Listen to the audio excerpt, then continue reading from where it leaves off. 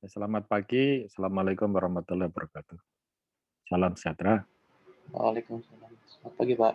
Kita akan mulai kuliah kita dengan sedikit mengulang materi yang lalu, yaitu tentang distribusi kontinu ya.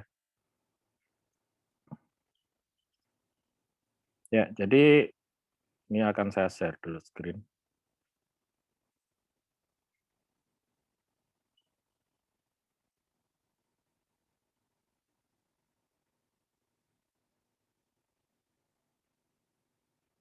Ya, di dalam kehidupan kita akan bertemu dengan banyak kondisi-kondisi di mana kita ingin atau perlu membuat suatu perkiraan, ya, perkiraan peluang ya. Misalnya di sini adalah laju kegagalan ya. Di laju kegagalan itu banyaknya yang gagal pada waktu tertentu gitu ya. Jadi ternyata ada yang makin lama makin handal gitu ya kalau sesuatu itu jalan. Terutama ini elektronik ini, early infant mortality failure. Lalu ada yang makin lama makin tidak handal, contohnya wear out failure. Jadi kalau makin lama itu makin banyak yang gagal gitu ya dalam satuan waktu. Kemudian ada yang berbentuk bathtub ini, ada juga yang datar ya. Ini berbagai distribusi contohnya di reliability.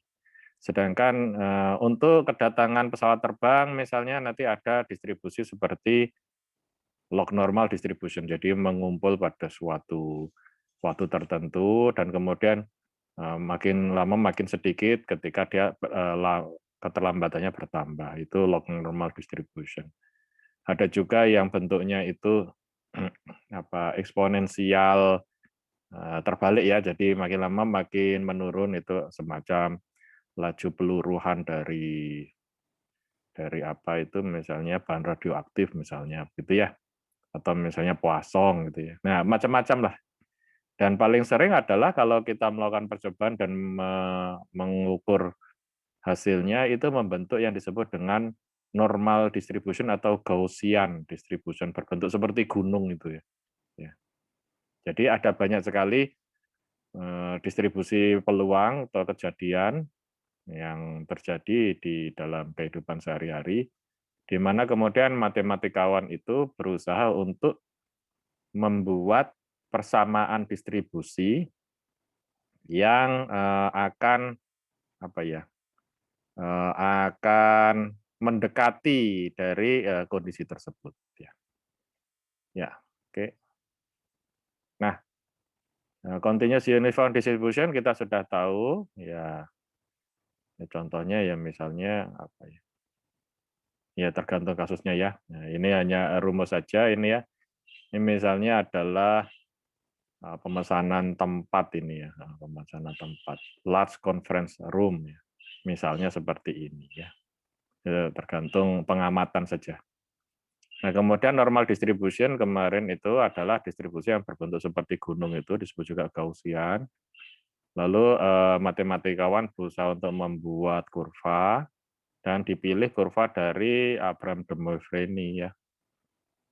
Jadi ini persamaan ini akan membentuk bentuk yang seperti gunung ini ya, Gaussian ini. Dan yang menarik adalah persamaan ini mempunyai dua parameter utama, yaitu mu, mu di sini nih ya, mu, dan standar deviasi. Ya. Kemudian di sini ada pi, ada fce gitu ya, bilangan natural rumit ya. Nah, jadi peluangnya itu nanti atau kejadian sesuatu itu bergantung pada fungsi itu, kemudian diintegralkan dari batas-batasnya ya. Apakah dari tak hingga sampai minus tak hingga sampai plus tak hingga dan seterusnya ya, atau pada suatu batas tertentu. Nah, kita bisa menemukan ada distribusi yang sebarannya atau standar deviasinya sama, tapi titik tengahnya atau nilai rata-ratanya berbeda, bentuknya akan seperti ini. Atau sebaliknya dia nilai rata-ratanya sama tapi standar deviasinya berbeda, maka bentuknya akan beda ya. Makin besar standar deviasi, makin dia rendah bentuknya ya. Nah, berapa peluang itu ya? Berapa peluang sebenarnya adalah peluang itu perbandingan dari luas di bawah suatu nilai batas-batas nilai tertentu dibanding luas seluruhnya. Jadi ya harus dihitung luas dari minus tak hingga sampai tak hingga, lalu ada luas dari batas-batas tertentu. Nah, kemudian dibandingkan ya. Nah, ternyata ada yang spesial kalau misalnya ini kita transformasi transformasi ke distribusi normal standar, jadi ditransformasi ke distribusi normal standar, di mana nilai mu-nya itu adalah jadi 0, kemudian nilai standar deviasinya menjadi 1, maka untuk kondisi standar distribusi normal tersebut, jika diintegralkan dari minus tak hingga sampai plus tak hingga, itu nilai luasnya itu sama dengan 1. Ya, sehingga cara kita menghitung yang mudah adalah semua yang ada yang sesungguhnya ini ditransformasi ke distribusi normal standar. Nah, ini yang disebut dengan distribusi normal standar atau standar normal distribution, yaitu titik tengahnya adalah atau rata-ratanya adalah 0, variansnya 1. Nah, ini pasti luasnya tidak perlu kita hitung lagi, sudah pasti luas minus tak hingga sampai plus tak hingga integralnya itu sama dengan 1. Sehingga kita cukup menghitung porsi luas dari batas-batasnya ini. Maka kita tahu berapa jika dibandingkan per 1, jadi kan kita tahu berapa peluang kejadian di antara batas Z1, Z2. Nah, kalau Anda perhatikan, X1 ini nanti akan berubah menjadi Z1 nilainya. X2 kalau di mapping akan menjadi Z2. Mu pasti jadi 0, karena kan ini posisi X dikurangi mu, jadi kalau posisinya pada mu, dikurangi mu 0 kan ya.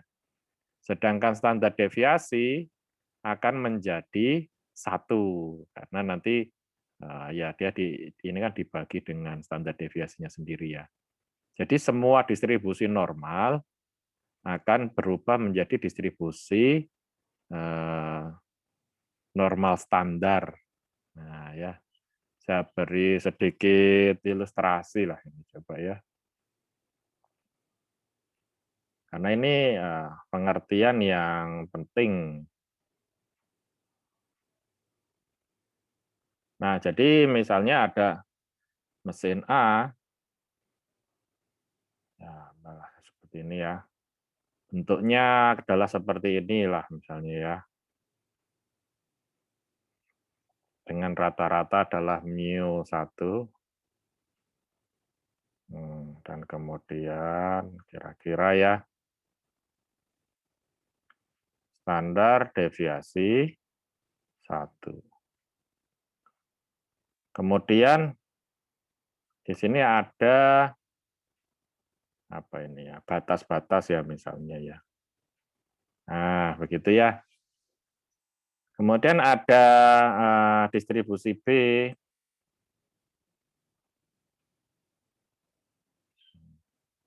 Bentuknya sedikit beda, dia lebih lancip lah ya.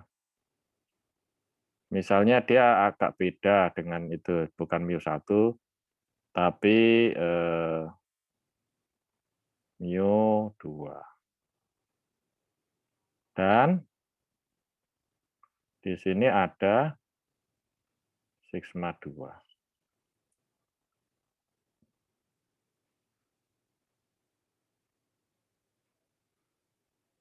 Nah, jadi ini kalau dua-duanya ditransformasi, masing-masing ya, dikurangi yang ini, Z-nya dikurangi min 1, dibagi sigma 1, di sini dikurangi mu 2 dibagi sigma 2 gitu ya. Maka dua-duanya akan menghasilkan distribusi yang persis sama, yaitu distribusi normal standar. Saya tidak pakai mouse jadi agak susah ini.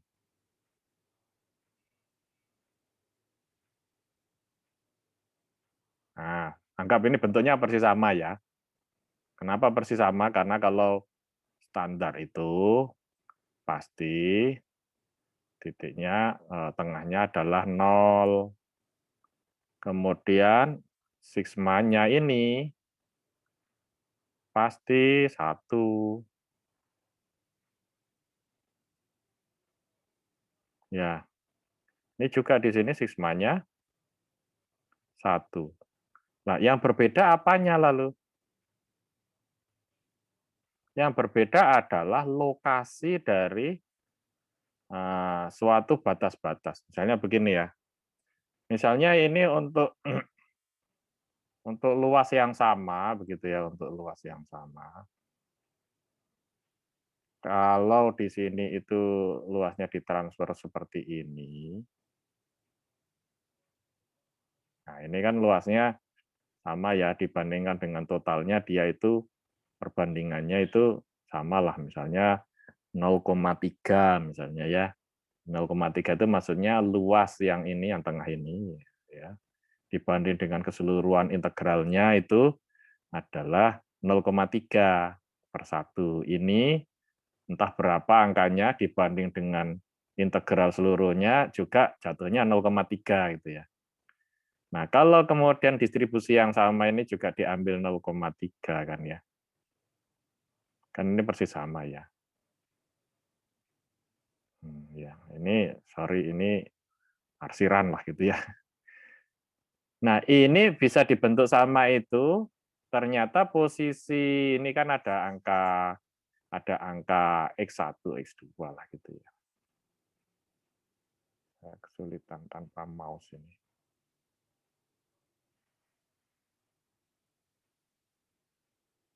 Nah, ya. Nah, di sini itu untuk mendapatkan luasan yang dibandingkan dengan luasan seluruhnya sehingga menghasilkan 0,3 ya peluangnya itu ternyata lebih sempit. Kenapa? Karena dia kan puncaknya lebih tinggi nih. Jadi standar deviasinya yang B ini lebih kecil daripada standar deviasi yang A. Ditunjukkan dengan bentuk puncaknya yang lebih tinggi gitu ya, lebih tinggi. Plus misalnya mu1 dan mu2 berbeda ya. Nah, tidak masalah ya. Pokoknya luasan integral di bawah batas-batas yang ini di yang kedua ini pada posisi X1 dan X2 yang berbeda dibandingkan yang A ini. Tapi kalau kemudian dibagi dengan integral dari luasan kurva normalnya si B, dia tetap menghasilkan 0,3. Jadi bentuknya kelihatan beda, tapi kalau ditransformasi sebenarnya sama. Atau sebaliknya, bentuknya bisa X1, X2-nya adalah sama, tapi kalau ditransformasi nilai Z-nya ini akan berbeda. Ya, ya. Mudah-mudahan ketangkap ya. Nah, mudahnya begini. Ide dari normal distribusi standar itu adalah untuk membandingkan distribusi normal yang berbeda. Berbeda satuannya, berbeda posisi mu atau standar deviasinya gitu ya. Untuk bisa dibandingkan, itu dua-duanya dipindahkan ke domain distribusi standar normal, distribusi normal standar gitu ya. Sehingga bisa dibandingkan. Nah, ketika itu kemudian kita bisa mengetahui mana yang lebih baik misalnya ya. Contohnya misalnya A dan B ini kita tahu bahwa ya B lebih bagus karena lebih mengumpul ya, lebih mengumpul di sekitar mu-nya. Jadi kita tahu yang dinamakan bagus itu adalah jika standar deviasi adalah akar dari varians ya. Standar deviasi semakin kecil artinya distribusi itu semakin bagus ya, makin bagus ya. Oke, kita balik lagi ke dia. Ya, jadi apapun distribusi normal kalau ditransformasi ke Z ini pasti mu-nya jadi 0, standar deviasi 1, tapi posisi dari Z ini bergantung pada nilai awal si X ini, nilai mu, dan nilai standar deviasi.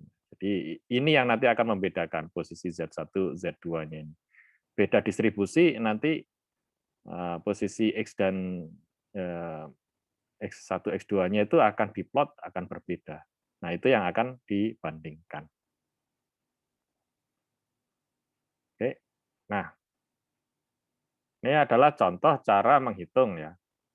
Kalau cara menghitung nanti bisa pakai kalkulator atau bisa pakai tabel gitu ya. Kalau dulu pakai tabel, kalau sekarang menurut saya pakai kalkulator, STDEV dan segala macam itu boleh itu ya.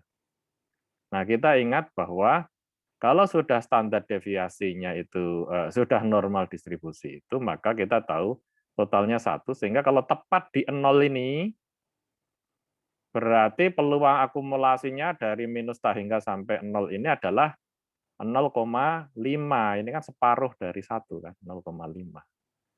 Sebaliknya, lebih dari situ juga 0,5. Nah, kalau misalnya 1,84 ini berapa ini? Nah, 1,84 ini berapa? Nah, ini seharusnya kita menggunakan tabel A3 gitu ya. Nah, saya lupa saya siapkan sebentar ya, tabel A3.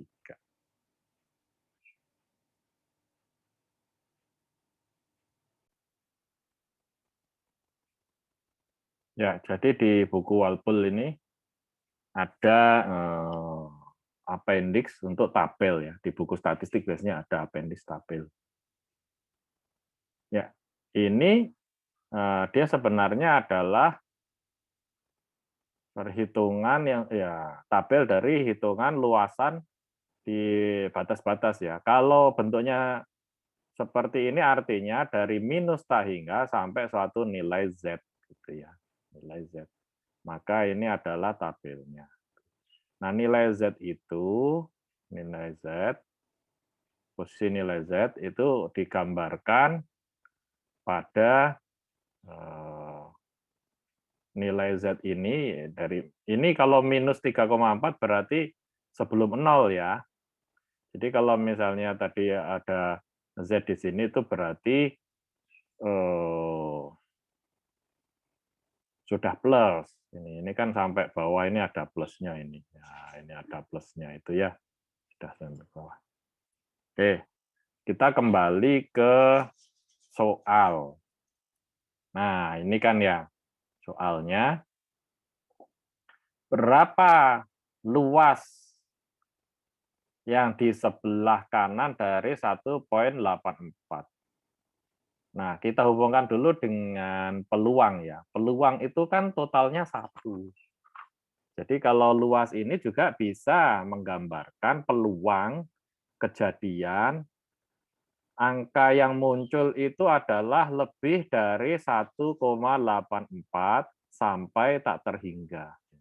Jadi kalau berapa peluang angka Z yang muncul itu adalah nilainya lebih dari 1,84 sampai tak terhingga, ini yang diarsir adalah yang sebelah kanannya 1,84 ini ya.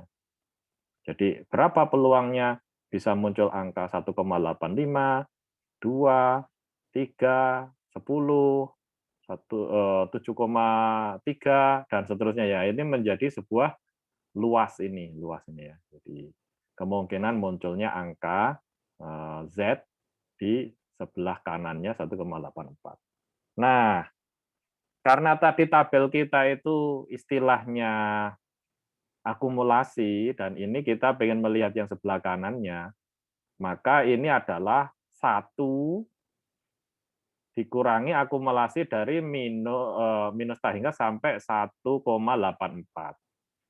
Bisa juga seakan-akan ini Anda cerminkan, jadi seakan-akan luas dari minus hingga sampai minus 1,84. Jadi sama saja ya. Yang penting kan kita tahu luasnya ini kan. Jadi pasti luasnya ini kurang dari 0,5 karena 0,5 itu akumulasi sampai angka 0 gini ya. Pasti jawabannya kurang dari 0. Itu bisa dihitung dengan ya, bisa dihitung dengan 1 minus yang putih ini, atau seakan-akan ini kita cerminkan, jadi batasnya di minus 1,84 gitu ya. Ya, kalau digambarkan ya, di ini nih. Nah, ini kan seakan-akan juga bisa di sini kan. Nah, ya di sini ya. Itu bisa seperti itu seakan-akan ya cerminannya.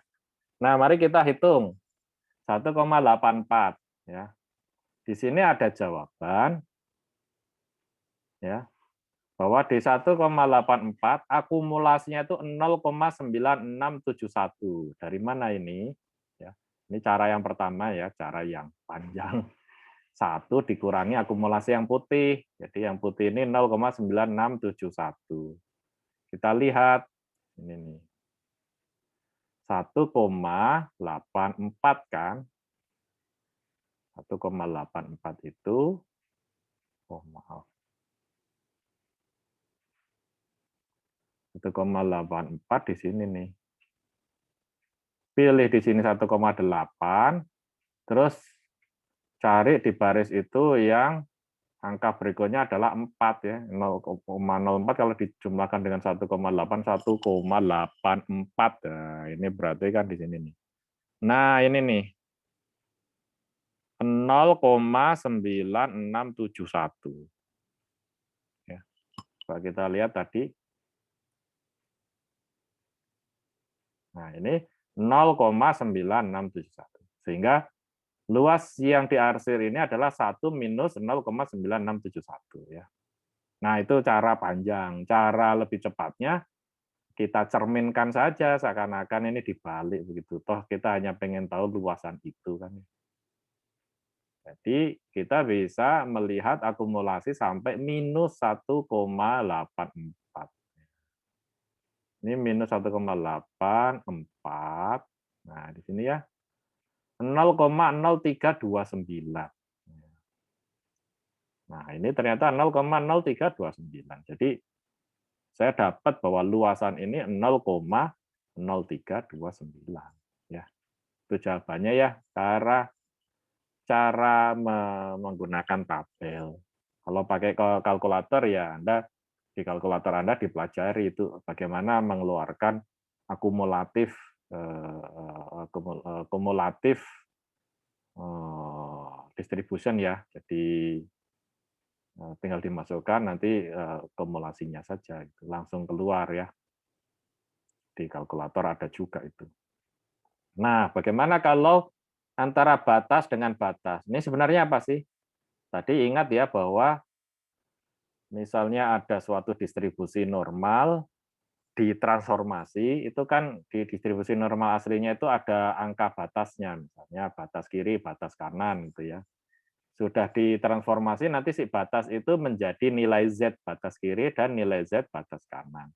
Lalu disuruh menghitung luasannya gitu ya. Nah, sekarang misalnya minus 197 dengan 0,86. Artinya, akumulasi sampai 0,86 dikurangi akumulasi minus 1,97.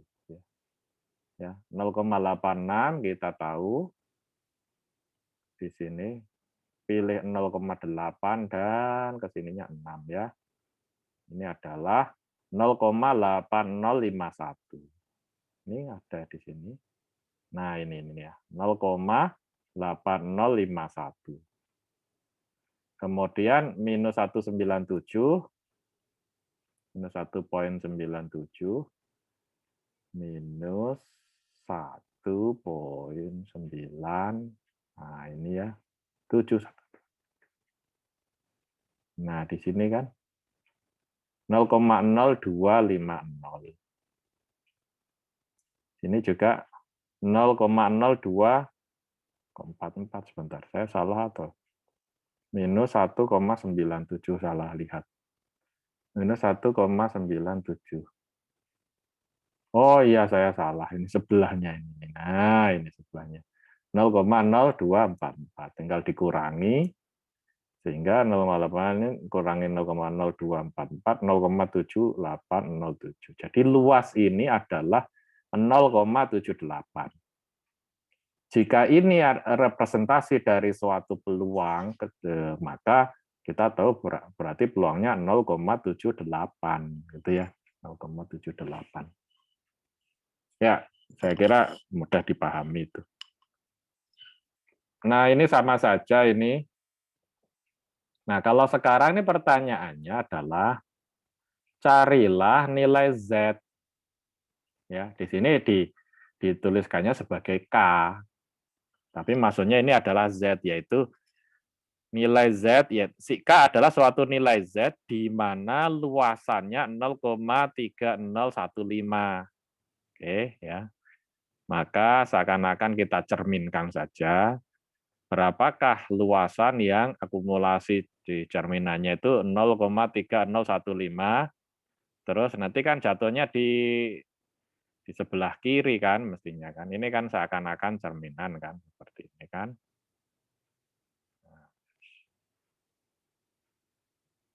Nah, ini ya cerminannya ya. Ini kan cerminannya. Kemudian nanti dapatnya, ingat ini masih minus. Nah, nanti dapatnya kan minus K di sini. Ya tinggal dihilangkan minusnya saja, dapatlah nilai K gitu ya. Oke.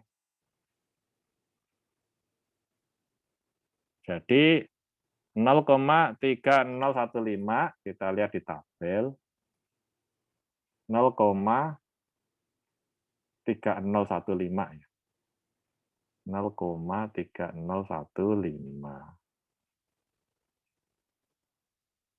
0,30,33. 0,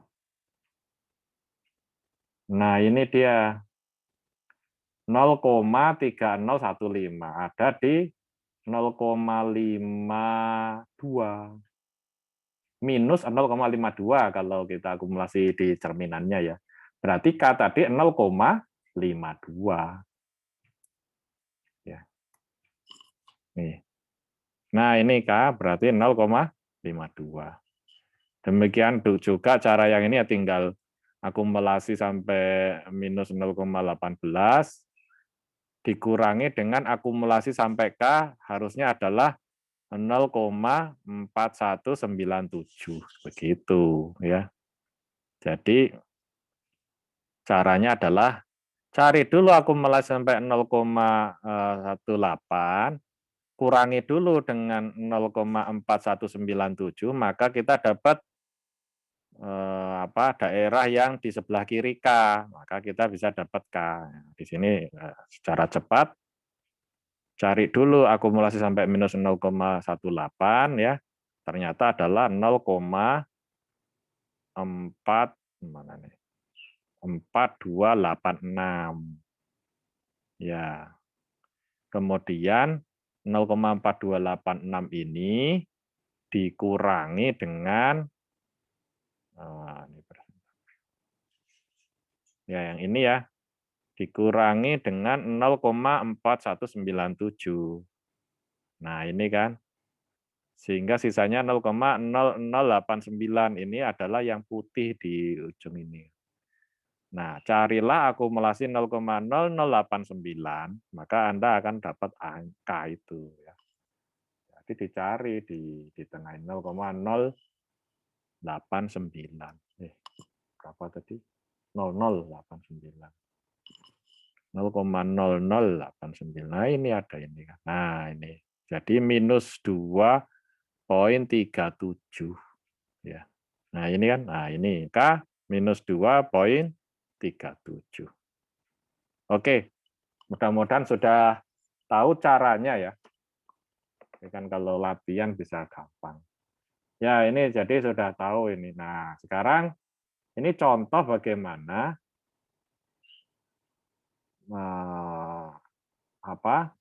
kejadian aslinya kita transformasi ke distribusi normal standar. Jadi misalnya ada sebuah distribusi dengan mu 50, standar deviasi 10. Carilah peluang bahwa yang muncul angkanya itu di antara 45 dan 62. Angka yang muncul itu antara 45 dan 62. Berapa peluangnya? Ya, berarti luasan di antara 45 sampai 62. Kita transformasi dulu. Menjadi distribusi normal standar. Jadi ya. Nah, ini kan aslinya seperti ini nih. Entahlah bentuknya beginilah ya kira-kira ya. Di mana mu-nya adalah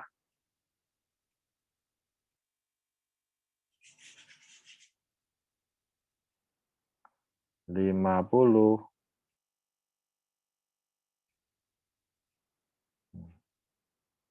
Kesulitan ini pakai tangan, susah nih.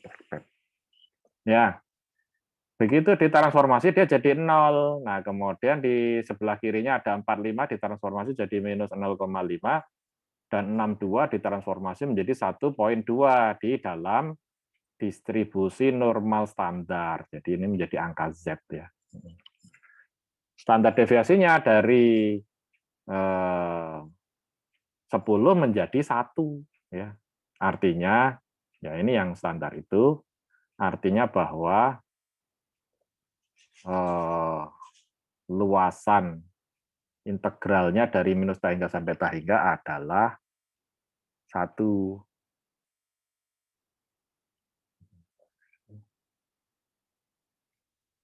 Ya. Oke, ya. Jadi kalau sudah ditransformasi, kita sudah tahu ini cara transformasinya. Dan setelah kita tahu transformasinya, tinggal akumulasi dari distribusi normal standar sampai angka 1,2 dikurangi akumulasi sampai minus 0,5. Maka ini sisa, didapat sisa luasan di antara minus 0,5 sampai 1,2. Ini jadi akumulasi dikurangi aja. Akumulasi yang pertama 0,8849, akumulasi sampai minus 0,5 adalah 0,3085. Maka luasannya adalah 0,5764. Nah, gitu ya. Jika ini adalah suatu kejadian nyata, berapa peluang angka yang muncul antara 45 dan 62, itu bisa 46, 51, 57, entah berapapun ya. Pokoknya antara 45 sampai 62, maka peluang keluarnya adalah 0,57. Itu ya, itu gunanya. Distribusi normal. Nah, sekarang ini apa nih? Nah, ini sama saja. Jadi kalau luasan di sebelah kanannya, transformasi dulu ke distribusi normal standar. Kemudian kita akan dapatkan angka 362 ini jadi berapa? 362 ternyata jadi 1,24. Berarti adalah kita cari cerminan dari 1,24. Jadi dari minus tahingga sampai minus 1,24. Atau anggap saja angka 1 ya, keseluruhannya dikurangi yang putih ini. Nah, yang putih ini berapa? Ya, akumulasi sampai 1,24. Lalu 1 dikurangi. Nah, di sini 0,8925 ya. Dapatnya 0,1075. Kalau Anda cek pasti angka ini sama dengan akumulasi sampai minus 1,24 ya. Sebagai cerminannya ya, sama saja itu. Itu dikarenakan cara membaca tabel distribusinya ini ya. Di buku yang lain mungkin beda loh. Di buku yang lain tuh ada yang di arsirnya justru setelah Z ya. Kalau yang ini dia akumulasi. Ada juga yang di buku lain itu akumulasi dari mulai angka 0 sampai Z ya. Jadi ketika mau baca tabel kita lihat dulu dia grafiknya akan seperti apa ya. Coba kita lihat tabel yang lain ini kan. Tabel yang lain itu ini akumulasi ya. Nah, ini misalnya ini apa distribusi apa? Nah, ini distribusi student justru di sebelah kanan suatu angka gitu. Kalau distribusi normal standar di tabel ini adalah akumulasi dari minus hingga sampai suatu angka. Ya. Tergantung ininya, tergantung tabelnya diperhatikan. Ya, berarti sekarang kita sudah tahu ini gampang berarti ya. Pokoknya tinggal kita transformasi dan kemudian dihitung. Nah, sekarang aplikasinya ya, aplikasinya. Jadi sebenarnya belajar statistik itu, peluang dan statistik itu, tugas Anda bukan untuk menurunkan rumus atau menemukan teori baru. Tugas kita sebagai insinyur atau kebutuhan kita sebagai insinyur adalah untuk mengetahui peluang. Ya. Jadi kita menggunakan ilmunya orang matematika ke hal yang praktis. Ya. Contohnya di sini nih. A certain type of storage battery lasts on average 3 years with a standard deviation 0.5 year. Jadi setengah tahun ini standar deviasinya. Assuming that battery life is normally distributed, find the probability that a given battery will last less than 2.3 years. Jadi rata-ratanya 3 tahun. Nah, ini penting diingat ya sebagai pemahaman statistik.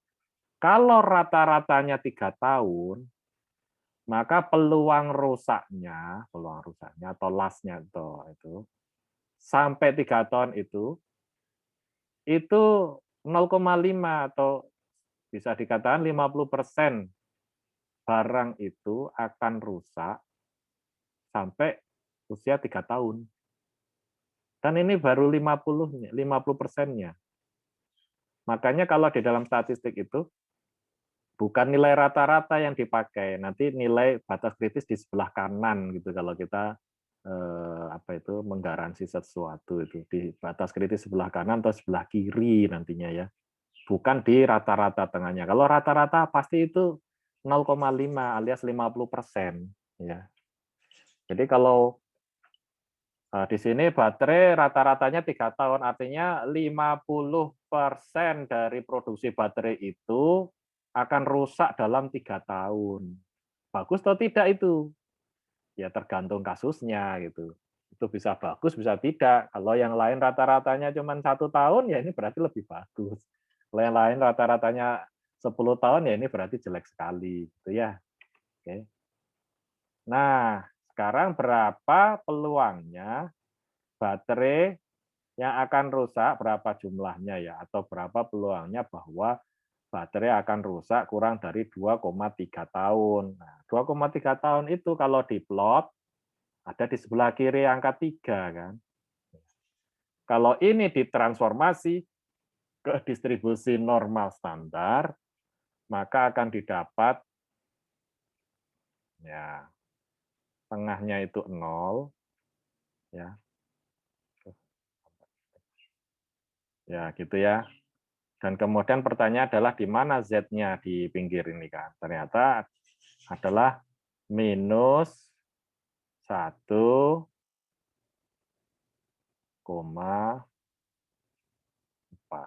Ya, oke ya. Jadi itu Z-nya minus 1,4 di sini nih. Di sini nih minus 1,4. Berarti akumulasi dari minus hingga sampai minus 1,4 itu didapat 0,08. Artinya peluangnya itu adalah 0,08. Atau kalau orang awam biasanya menyebutnya 8% peluangnya. Tapi yang betul ya peluangnya itu 0,08. Ya, 8% boleh, tapi tidak lazim sebenarnya peluang itu 8%-nya. 0,08. Ya, modalnya 8%. Jadi ada 8 dari 100 baterai yang sudah rusak kurang dari 2,3 tahun. Itu maksudnya ya. Maksudnya bukan diharapkan, diperkirakan.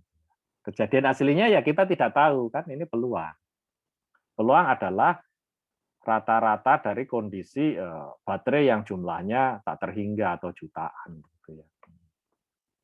Nah, kalau kita beli 100 ya kita expect dalam 2,3 tahun ada 8 yang rusak atau 9 lah kalau ya boleh 8 sini kalau dibulatkan.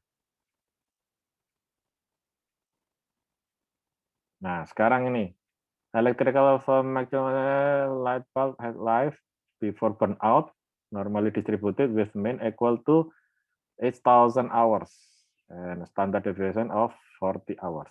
Jadi rata-rata 800 jam, standard deviation 40 jam. Berapa probability bahwa lampu tersebut rusak antara 778 sampai 834 jam. Nah, kalau digambarkan batas-batasnya seperti ini, transformasi dulu ke distribusi normal standar, berapakah si 778 ini jadi Z-nya, 834 jadi berapa Z-nya. Ternyata didapat yang kiri adalah batas yang kiri, batas 1 minus 0,55. Batas yang kanan 0,85. Jadi luasan ini adalah luasan sampai batas 0,85 dikurangi luasan yang putih sampai minus 0,55 ya. Nah, jadi di sini 0,823 ini adalah luasan dari minus hingga sampai 0,85. Sedangkan 0,2912 adalah luasan minus hingga sampai minus 0,55 ya Z-nya. Didapat 0,51, artinya peluangnya 0,51. Atau sebut mudahnya 51%, artinya kalau punya 100 lampu, ada sekitar 51 atau 52, terserah, biasanya diambil yang lebih tinggi kalau benda itu rusak kan nggak ada komanya. Ya 52 kalau dibulatkan ke atas, ada 52 ekspektasi lampunya itu rusak pada kurun waktu 778 sampai 834 jam. Jadi kalau rusaknya sebelum 778 jam tidak dimasukkan ya, bukan kejadian yang dihitung. Dia mati di 778,1, 779, 802, 810 sampai 8 hampir 834 gitu kan ya. Nah, itu yang disebut kejadian yang rusak yang akan dihitung. Nah, itu peluangnya adalah 0,5111. Contoh lain, in industrial process diameter of ball bearing is an important measurement. The buyer nah ini adalah kasus apa itu? Spesifikasi dengan error tidak boleh lebih dari 0,01 cm. Ini kan precision ya. Jadi diameternya itu hanya boleh 3 plus minus 0,01. Nah, kalau digambarkan, yang di putih ini adalah yang diterima speknya, ya, yaitu yang diameternya antara 3 plus minus 0,01, jadi 2,99 sampai 3,01. Di luar itu cacat. Nah, pertanyaannya adalah berapa peluang terjadi cacat ya, jika diketahui standar deviasinya adalah min-nya adalah 3 tapi standar deviasinya 0,05. Nah, 0,005. Nah, ini kita jadi tahu bahwa standar deviasi itu semakin kecil kan semakin bagus. Itu terkait dengan precision ya, precision. Di dalam manufaktur itu yang penting itu sebuah alat itu adalah precision. Sedangkan rata-rata itu dicapai dengan kalibrasi, ya.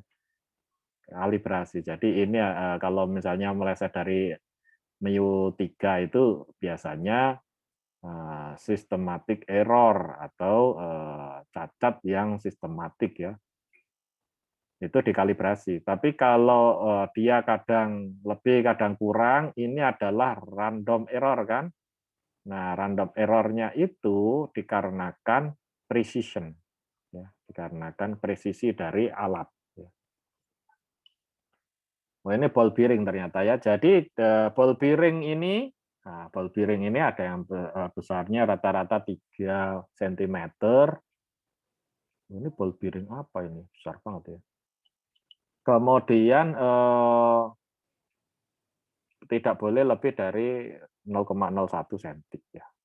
Nah, cara menghitungnya adalah transformasi ini ke distribusi Z, dan kemudian dia akan dihitung luasannya dari minus ta hingga sampai Z yang kiri, dan dari Z yang kanan sampai plus ta hingga.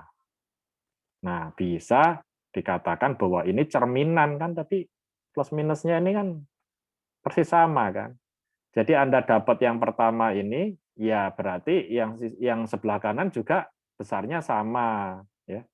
Dan ternyata setelah dihitung nilainya adalah 0,0228 di salah satu daerah yang diarsir. Berarti kalau 2 kanan kiri sini kali 2 gitu ya. Itu yang expect kita bahwa akan terjadi cacat sejumlah itu ya.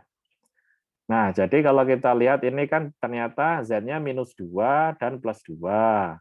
Dan setelah dilihat di tabel, ternyata akumulasi sampai minus 2 adalah 0,0228. Karena simetri, maka pasti yang satunya juga 0,228 juga. Dikalikan, seakan-akan dikalikan 2 ya, dijumlahkan menjadi 0,0456. Berarti on average 4,56% akan dibuang. Ya. Jadi misalnya dia memproduksi 1 juta begitu ya, maka akan ada sekitar 4.560 ball bearing yang di reject gitu ya. Kalau produksinya 1 juta. Bagaimana cara membuat ball bearing?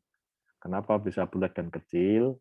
Nah, itu adalah ilmu manufaktur sejak zaman revolusi industri zaman dulu ya. Ball bearing itu pasti dipakai di laker ya, di benda-benda berputar untuk roda. Ini ada satu kisah yang menarik gitu. Jadi waktu Perang Dunia II itu sekutu atau alians itu menyerang Aksis atau Jerman itu, salah satu yang diincar adalah pabrik ball bearing. Jadi yang dibom itu pabrik ball bearing. Kalau itu hancur ball bearing itu, maka semua kendaraan, mesin dan yang lain-lain itu kalau nggak ada ball bearingnya ya macet gitu ya. Jadi salah satu teknologi strategik. Dan saking strategiknya ini, dosen saya dulu pernah itu Pak Mulyo Widodo, dosen manufaktur itu, teknik produksi. Beliau bertanya dan tidak ada yang bisa menjawab dan tidak juga dijelaskan. Pertanyaannya begini, bagaimana membuat ball bearing untuk ujung bolpen dan bagaimana memasangnya? Gitu. Saya sampai sampai zaman ada YouTube itu saya berusaha mencarinya gitu. Dan ternyata sangat rumit. Cina misalnya itu baru bisa membuat ball bearing untuk mata bolpen itu setelah tahun 2010 seingat saya itu. Jadi ternyata itu teknologi canggih itu ya. Sebuah ball bearing yang ditaruh di ujung bolpen. Ya, bayangkan Anda harus membuat itu. Caranya itu kan dengan teknologi tetes ya di dalam minyak itu. Jadi nanti membentuk bola-bola, habis itu bola-bolanya itu kayak digosok-gosok gitu sampai jadi bulat begitu ya. Tapi yang menarik adalah dia presisi. Ya, dia proses itu bisa presisi, mulai dari tetesnya sampai sampai digosok-gosoknya itu nanti presisi itu. Dan itu sudah ditemukan ya kira-kira 100 tahun yang lalu tekniknya ya. Dan Indonesia belum bisa bikin ya kalau yang kecil-kecil. Nah, itu kisah tambahan saja. Ini contoh yang lain. Gauss itu adalah itu ya untuk ukuran itu ya Gauss itu sesuatu yang bisa mengembang menyusut itu ya. Nah, ini adalah are used to reject all comment for which a certain dimension is not within specification. Jadi ada spesifikasi 1.50 plus minus D. It is known that this is normally distributed with mean 1.50 and standard deviation 0.2. Determine the value D such the specification cover 95% of the measurement. Nah, jadi sebaliknya kalau ini kasusnya adalah diketahui speknya di domain Z, yaitu 95%. Kita tahu 95% itu kan yang bisa yakin hanya di distribusi normal standar, karena distribusi normal standar itu totalnya 1 atau 100%. Nah, di sebagiannya itu kita tahu kalau diambil 9%, 95%, maka kita tahu batas-batas kanan kirinya. Ya. Nah, ternyata kalau kita lihat ya, ini harusnya ada gambarnya dulu lah ya. Ini saya kasih ilustrasi dulu.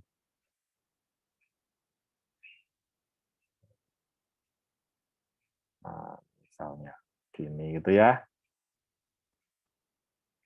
Nah, di sini itu kan pengennya ada luasan.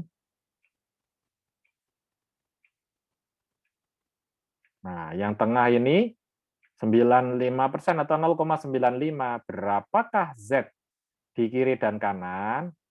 Nah, carilah akumulasi dari minus sampai Z yang kiri ini, bahwa di ujung yang kiri ini ya, yang di kiri ini adalah 0,95%, sisanya kan 5%, dibagi 2, di sini 2,5% atau 0,025. Ya. 0,025 kalau dicari itu dapatnya minus 1,96. Coba kita cari. Aduh, ini. Nah, ini kan minus 1,96. Nah, ini kan. Tapi aslinya nyarinya di sini dulu ya. Berapakah kalau kita punya akumulasi di sebelah kiri Z itu adalah 0,025, ternyata Z-nya adalah minus 1,96. Ya. Oke. Nah, jadi di sini didapat 1,96 minus 1,96 dan plus 1,96 ya. Sekarang dibalik dari distribusi normal standar ini kita menuju ke spesifikasi. Berapakah nilai 1,96 ini jika dibawa ke domain X? Ya, ini kan Z ke domain X saat ini. Masukkan mu-nya yaitu 1,5 dan standar deviasinya 0,2. Jadi dibalik sekarang posisinya. X dikurangi mu dibagi standar deviasi sama dengan 1,96. X-nya itu adalah 1,5 plus D. Kan gitu ya. Kalau ini 1,9 kan sudah di sebelah kanannya dari mu ya. Maka 1,50 ditambah D dikurangi 1,50 dibagi 0,2 didapat 1,96. Maka D ditemukan adalah 0,392. Nah, ini kalau diplot adalah 1,5 plus minus D. Jadi yang sebelah kiri adalah 1,50 dikurangi 0,392 didapat 1,108. Yang sebelah kanan 1,50 ditambah 0,392 menjadi 1,892. Nah, ini gambar yang ditanyakan. Jadi spesifikasinya itu harus masuk dengan spek rata-ratanya 1,500 plus minus 0,392. Standar deviasinya 0,2. Ini kan ya, di sini standar deviasinya 0,2 sudah ditentukan. Minnya 1,50 gitu ya. Jadi ini gambarnya ini. Jadi spek yang diharapkan adalah 1,108 hingga 1,892. Oke. Ya, saya kira gambarannya sudah jelas ini ya. Yang Oke, ini sama saja. Sekarang exercise ya. Exercise. Nah, ini silahkan dikerjakan exercise ini dalam grup ya. Saya masukkan ke breakout room ya. Saya masukkan ke breakout room. Tapi saya belum bikin form. Jadi sambil Anda mengerjakan, saya bikinkan form dulu ya. Jadi exercise ini ada 611 sama 613 ya. Bentar. Mana yang lebih menarik nih? Dikerjakan sekarang saja gitu. Sekarang jam berapa ya? Ya, dikerjakan mungkin 15 menit. Mana yang menarik? Exercise-nya scientist. Oke, ini ya. 613 ini saya capture dulu. Ya. Saya taruh di WhatsApp. Coba. Ini dosen ya. Coba ini nanti dikerjakan di grup ya. Dan ini. Ya tadi sudah ya ini ya. Nah, ini nih. Namanya latihan itu kan yang penting Anda diskusi dengan teman-teman Anda, terus hasilnya ya maaf ya, tinggal di-upload, nanti kita bahas sedikit itu.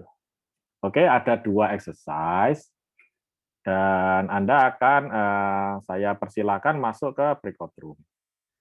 Nah, saya tanya dulu, ada pertanyaan? Ada pertanyaan enggak? Tabel udah ada belum, Pak, tabelnya? Apanya? Tabel distribusi standarnya. Oh iya, saya capture juga ya.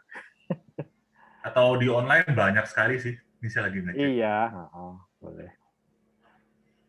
Ketik aja tabel distribusi bahasa Inggris lah, standard normal table. Itu banyak sekali. Saya capture-kan juga boleh.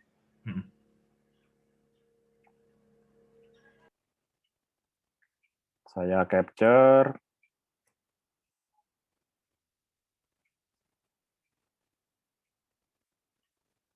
Ya, kita belajarnya agak pelan-pelan, nggak apa-apa, nanti ngebut di belakang. Yang penting bisa dulu, karena ini sangat basic ya, keterampilan basic.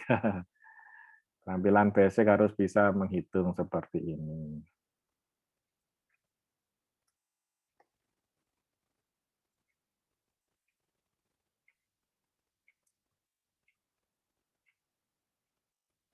Ya, silakan dikerjakan masuk ke grupnya masing-masing.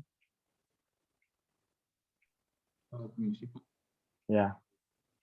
Kalau boleh tahu, ya. Kalau ini di statistik main tabel, seperti di Telmo sama Macflu, memangnya di bagian mana lagi bakalan main tabel terus? Tabel? Ya, Pak. Tabel itu kalau kita, itu kan sebenarnya zaman dulu kan ini ya, nggak ada kalkulator ya yang canggih. Kalau sekarang sih mau pakai kalkulator juga nggak apa-apa. Anda klik tabel kalkulator distribusi normal standar juga ada itu. Iya, jadi download aja aplikasi di Android itu yang Scientific Calculator, terus belajar caranya menghitung akumulasi distribusi normal standar ya. Boleh sih, boleh itu. Supaya nggak lihat tabel. Tapi kalau udah terbiasa tabel juga boleh, karena bisa cepat kok. Silakan bergabung ya, sambil saya bikinkan Google Form-nya sebentar.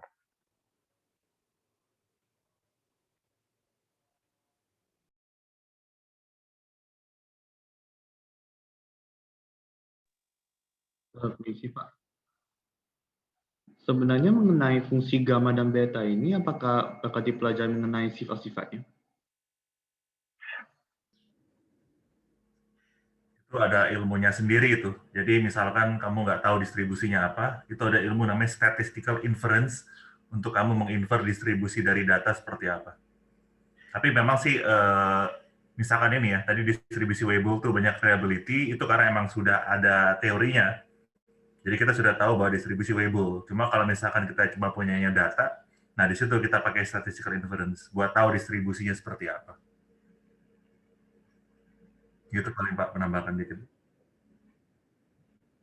Sama-sama Pak.